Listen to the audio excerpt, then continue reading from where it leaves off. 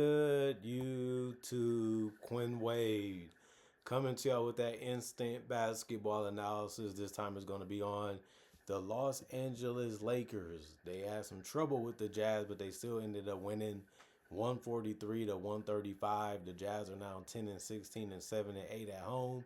They was at home today, and the Lakers are 19 and 7 and 12 and 3 on the road. Utah won the first quarter 41 to 32. They lost the second quarter 41 to 37. In the third quarter 29 to 28. And they lost that fourth quarter 41 to 29. Showing you that the Lakers, without Austin Reeves and some guys, they ended up getting it done. Which they were the better team. They did have the best player on the court, which was Luka Doncic. And man, did that benefit them a whole lot. Matter of fact, let's talk about the Lakers. LeBron Ramon James was getting out in transition. He missed every three, but they could not stop him from getting that first step and getting all the way to the basket. He went 8 of 17 from the field, had 28 points in 33 minutes, 12 of 13 from the free throw line. You have to love that he did that. He also had a double-double because he had 10 assists with only 2 turnovers.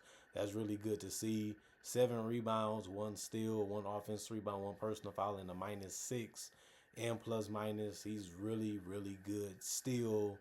And they needed everything from him to be able to stay in this game and be able to help do what he can to keep the offense clicking. And if it wasn't, he can just score in individual situations or play off other guys like Luka, which he did in this game too. And Luka also had double-digit assists just like LeBron in this one. Rui Hachimura, 33 minutes for him also. He had 13 points and 6 of 10 from the field at that jump shot going in this one. But he did go 1 of 3 from the three-point line, 3 rebounds, 1 assist, 1 block, 4 personal fouls, and a +2 and plus minus for him. If you get double figures from him, which you should, you would be happy with that. Every starter for the Lakers did get in double figures in points, and they all got a rebound or more. Is worth mentioning that because that's not easy to do. Jackson Hayes had the game-winning dunk because they put them ahead and out of reach when it comes to being able to make a run from the Jazz. They was able to close it out with that. Jackson Hayes had 16 points in 22 minutes. He went 7 of 7 from the field, all high percentage shots. He also went 2 of 4 from the free throw line. He had 3 rebounds, 1 turnover, 2 offensive rebounds, and 4 personal fouls, and was a -10 and plus minus.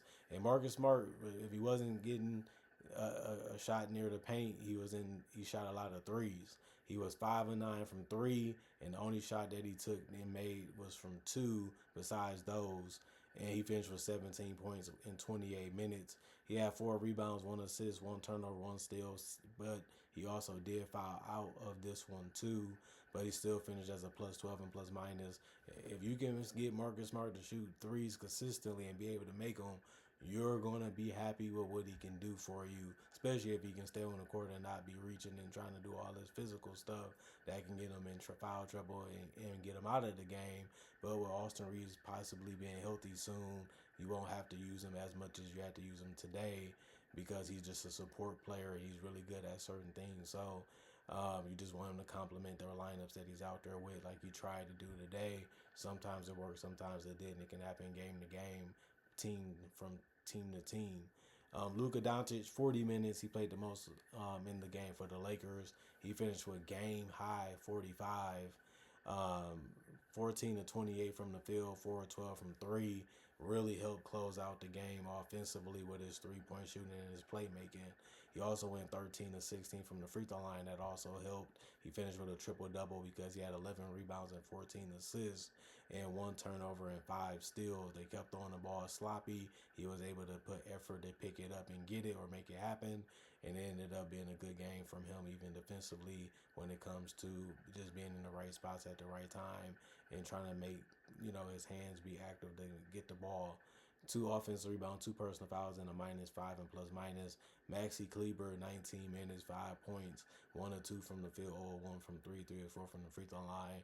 2 rebounds, 1 assist, 1 block, 3 personal fouls, and a +17 and plus minus. I like what he was able to do. Didn't take a lot of shots in this one, but he kept it simple, and that works out usually. And then Jerry Vanderbilt, he kept also being open. He went 3 of 7 from the field, had a three to fall in the corner, was able to finish around the rim in 25 minutes. He also had 11 rebounds. That was tied for the most in the game with Luka, and he came off the bench and was able to do that. 1 assist, 1 turnover. He also had 5 offensive rebounds and 2 personal fouls. It was a plus 15 and plus minus. And then Jake LaRavia, he kept finding ways to get open too, even if it was getting to the basket or even getting the three to go. He ended up playing 28 minutes and had 12 points. It was 4 of 6 from the field and 2 of 4 from three and 2 of 2 from the free throw line. He also had 6 rebounds, 4 assists, 1 turnover, 3 offensive rebounds, and 5 personal fouls. It was a plus 14 and plus minus. Anytime you can get a guy that can come in and do multiple things for you, you're happy with that, especially scoring and spacing the floor and helping keep them in a closely contested game with their starters needing some type of break or some type of rest. Those three guys, Maxi, Jared, and Jake, did a whole lot for this team in the minutes that they played because other guys didn't play that much. Dalton Connect, 0 points because he missed his only 3-point field goal. That's all he did was take that and miss. He was a -1 and plus minus. He couldn't do much because he only played 4 minutes. Thero, 3 minutes, 0 of 2 from the field. He had a board, and he also had 3 personal fouls in 3 minutes, which is crazy. +4 and plus minus, and then Nick Smith Jr. 5 minutes, 0 of 2 from the field also, but he missed threes instead of 2-point field goals, and he only finished with 1 personal foul and was a -2 and plus minus. And then 49 to 93, they shot 53% from the field, 13 to 39, 33% from three, 32 of 39, 82% from the free throw line, 48 rebounds, 32 assists, 7 turnovers, 7 steals, 2 blocks, and 31 personal fouls for them. And then Utah, they was leading a big portion of this game, and it looked like they was going to be able to win it, but it didn't happen. Kyle Flipowski, the only starter to not get in double figures in points, although they all did get a rebound or more as starters. He ended up finishing with 6 in 27 minutes. He went 3 of 7 from the field and 0 of 1 from three, but he did get the most rebounds with 13, which was game high. 1 turnover, 1 block, 3 offensive rebounds, 4 personal fouls, and a +3 and plus minus. Didn't really have much of a problem with his game.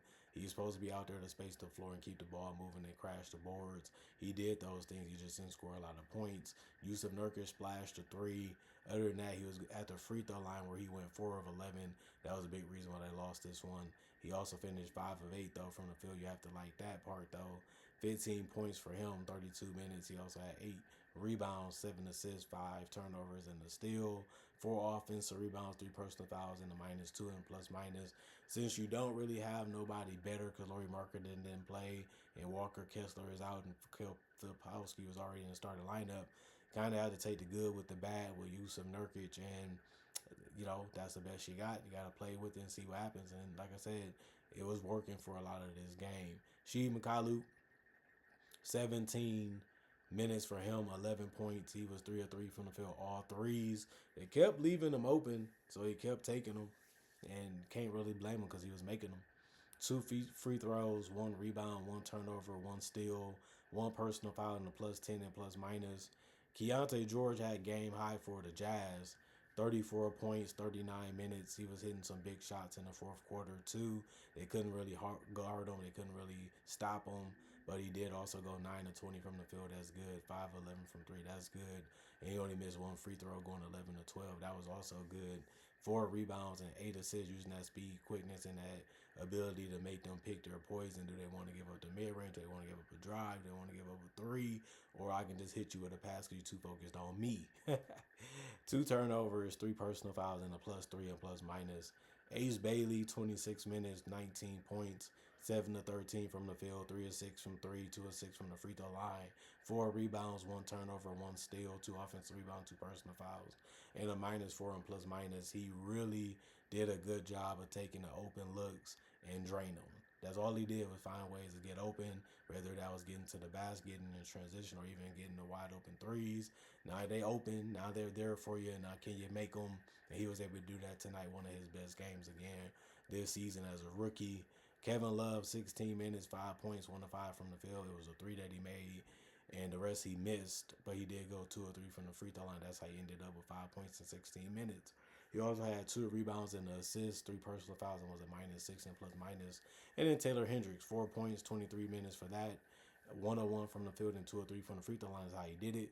He also had 3 rebounds and assists and a steal and 5 personal fouls is way too many for 23 minutes, but it ended up being that type of night for them and for him. And a -9 and plus minus. Bryce Sendabaugh was splashing threes, and it wasn't easy, but he ended up getting it done for the most part. 3 or 6 from three, 5 and 9 from the field. And you have to like the way he got those 2 point field goals, just going strong to the basket. 15 points, 2 or 2 from the free throw line, 3 rebounds, 1 personal foul in the -12 and plus minus. Isaiah Collier, 28 minutes, 18 points, the most points off the bench. He also was 6 or 12 from the field, 1 or 2 from three, 5 or 7 from the free throw line. He was just a physical truck, just running to the basket and just bumping and knocking people out of his way.